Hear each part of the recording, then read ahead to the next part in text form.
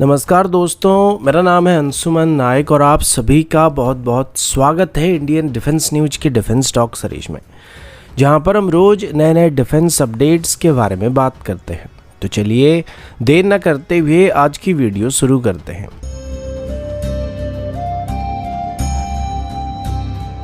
आज की पहली अपडेट रफाल एम की तरफ से है और अभी बहुत ही जल्दी ही भारत की तरफ से एडिशनल 26 रफाल एम के लिए फ्रांस के साथ डील को साइन किया जाने वाला है, जो कि भारत की next generation career based aircrafts होने वाले हैं और ये एग्जिस्टिंग मिग 29 के एयरक्राफ्ट को सप्लीमेंट करने वाले हैं। लेकिन अभी प्रॉब्लम ये है कि रफाल को सिलेक्ट करने के बाद इंडियन नेवी को एहसास हो चुका है कि रफाल एम कोई भी लॉन्ग रेंज एंटीशिप मिसाइल के साथ नहीं आने वाला है, जो कि इंडियन नेवी की long range stand up antiship strike capability के ऊपर एक बहुत ही बड़ा असर डालने वाला है, जो कि फिलहाल एक बहुत ही बड़ी चिंता की बात बन चुकी है। एक्सेसिड मिसाइल की बात करें तो ये एक रिलायबल एंटीशिप वेपन है, लेकिन इसका रेंज सिर्फ 70 किलोमीटर तक है। ये रेंज मॉडर्न नेवल कॉम्बैट के लिए काफ़ी कम माना जा सकता है, क्योंकि आज के worship advance air defence system से इक्विप्ड होते हैं जो लॉन्ग रेंज थ्रेट को भी आसानी से इंटरसेप्ट कर लेते हैं।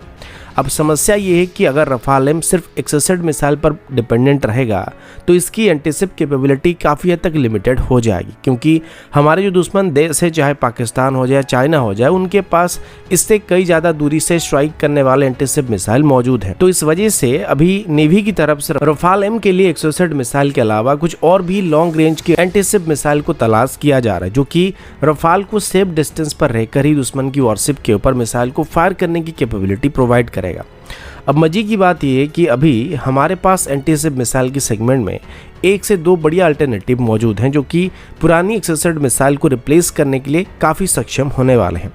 जिसमें से एक हमारा ब्रह्मोस एनजी होने वाला है और एक हमारा NSM-MR मिसाइल होने वाला है, जो कि ऑलमोस्ट 300 किलोमीटर के आसपास की स्ट्राइक रेंज को प्रोवाइड कर सकते हैं। और इस वजह से रफाल एम की एंटीशिप वेपन पैकेज में अभी एक नहीं बल्कि तीन एंटीशिप मिसाइल को इंटीग्रेट करने का प्लान किया जा रहा है, जिसे ट्रिपल थ्रेट पैक कहा जा सकता है।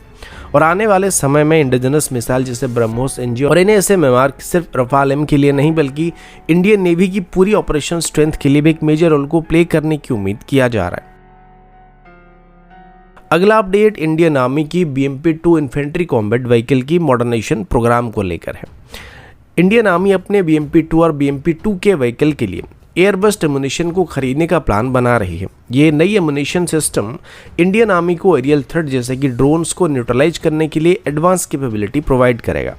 इंडियन आर्मी के पास अभी लगभग 2900 के आसपास BMP-2 या BMP-2 के व्हीकल मौजूद हैं, जो राजस्थान के गर्म रेगिस्तान से लेकर लद्दाख के एक्सट्रीम कोल्ड एरिया तक अलग अलग टेरेन और क्लाइमेट कंडीशन में ऑपरेट कर रहे हैं।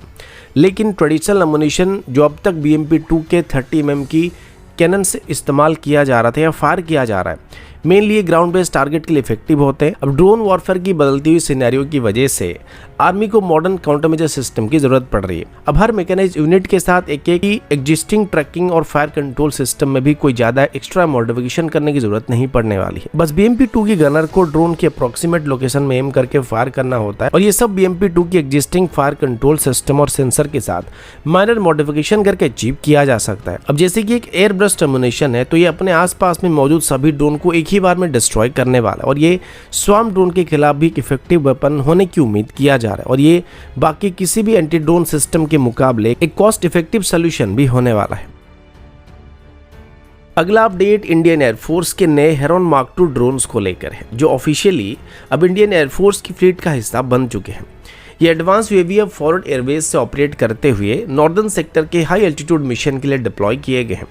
हेरॉन मार्क 2 ड्रोन्स ने 32,000 फीट की एल्टीट्यूड पर काम करते हुए अपने एक्सेप्शनल परफॉर्मेंस को प्रूव किया है और ये लगभग 35,000 फीट की एल्टीट्यूड तक ऑपरेट कर सकते हैं। हेरॉन मार्क 2, जो कि इजराइल एरोस्पेस इंडस्ट्रीज के द्वारा डेवलप किया गया है, एक medium altitude long endurance male UAV है, जो टैक्टिकल और स्ट्रेटेजिक मिशन के लिए डिजाइन किया गया है। इस ड्रोन की खास बात है इसका हाई एल्टीट्यूड रग टेरेन में ऑपरेट करने की कैपेबिलिटी, जो नॉर्दर्न सेक्टर जैसे चैलेंजिंग रीजन के लिए काफी सुइटेबल माना जा सकता है। ये ड्रोन लगातार 40 घंटे से भी ज्यादा समय तक फ्लाई करने की कैपेबिलिटी रखता है, जिससे ये वास्ट एरिया में सस्टेन सर्वेलेंस को प्रोवाइड कर सकता है। इसकी प्रोलॉन्ग फ्लाइट एंड्योरेंस की वजह से ये मिशन के बीच में फ्रीक्वेंट रीटास्किंग को भी आसानी से कर सकता है, जो इंडियन एयरफोर्स की ऑपरेशनल एफिशिएंसी को काफी हद तक इंक्रीज कर सकते हैं। हेरॉन मार्क 2 का 500 kg तक का पेलोड कैपेसिटी है, जो इसे advance sensor, high resolution camera और मिशन क्रिटिकल इक्विपमेंट को कैरी करने में मदद करते हैं। इस कैपेबिलिटी की वजह से ये drone real time reconnaissance, target acquisition, identification, electronic warfare और टैक्टिकल सर्वेलेंस जैसे मिशन को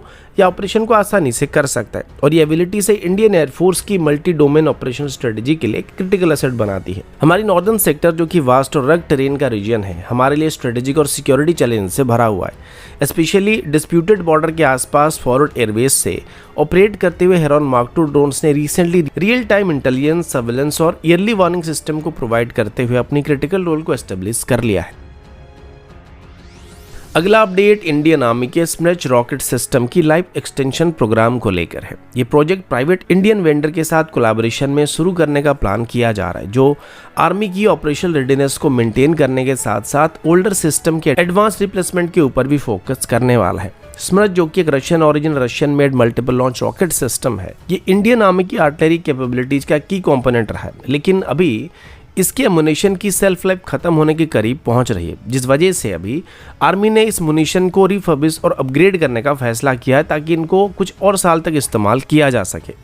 आर्मी स्मृच रॉकेट की कई वेरिएंट को इस्तेमाल करती है, जो अलग अलग तरह के ऑपरेशन रोल में इस्तेमाल किए जा सकते हैं। इसमें शामिल है 9M55S फ्यूल एयर एक्सप्लोसिव वॉरेट, जो फ्यूल का एक क्लाउड रिलीज करते हैं, मैसिव ब्लास्ट वेव को क्रिएट करते हैं और एक लार्ज एरिया में पर्सनल और किसी भी तरह के लाइट इक्विपमेंट को डिस्ट्रॉय करने के लिए इनका इस्तेमाल किया जा सकता है। इसके बाद आता है 9M55F हाई एक्सप्लोसिव फ्रेगमेंटेशन वॉरेट, जिनका रेंज करीब 70 किलोमीटर के आसपास होता है और इनको एनिमी ट्रूप्स, व्हीकल्स और इंस्टॉलेशन के अगेंस्ट में इस्तेमाल किया जाता है। फिर आते हैं 9M52-8 हाई एक्सप्लोसिव फ्रेगमेंटेशन वॉरेट, जिनका रेंज 90 किलोमीटर तक होता है और ये प्रीवियस 70 किलोमीटर वाले वेरिएंट से ज़्यादा स्टैंड अप कैपेबिलिटी प्रोवाइड करते हैं। और अंत में आता है 9M55K यानी कि क्लस्टर वॉरेट, जो